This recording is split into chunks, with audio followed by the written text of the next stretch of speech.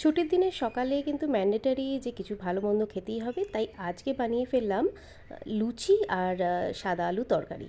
তো লুচির জন্য প্রথমে আমি ময়দা নিয়েছি, 2 কাপের মতো ময়দা নিয়েছি, তাতে দিয়েছি ময়ানের জন্য তেল 2 চামচ, আর নুন দিয়েছি। নুন দিয়ে ভালো করে মেখে নিয়ে এটাকে আমি আলাদাভাবে সেট করার জন্য 10 মিনিট রেখে দিলাম সাইডে। এবার ময়দার থেকে এবার ছোট ছোট করে লেচি কেটে নেব। এবার ভালো করে লেচিটাকে বেলবো, বেলে আমি এবার গরম তেলে ছেড়ে দেবো। এতে বেশ গরম তেলটা থাকলে লুচিগুলো কিন্তু খুব ভালো ফোলে। সেই জন্য তেলের মাত্রাটা, যে তাপমাত্রা আছে সেটাকে প্রপারলি অ্যাডজাস্ট করলেই একদম লুচি ফুলকো ফুলকো হয়ে যায়।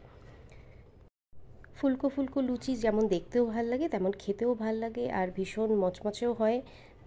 তো আজকে আমার ব্রেকফাস্টে বানানো হয়ে গেল লুচি আর আলুর তরকারি। তো এটাকে আমি এবার সার্ভ করে দিচ্ছি। ভিডিওটি কেমন লাগলো অবশ্যই আমাকে কমেন্টে জানাবেন, লাইক করবেন, শেয়ার করবেন অবশ্যই। Thank you.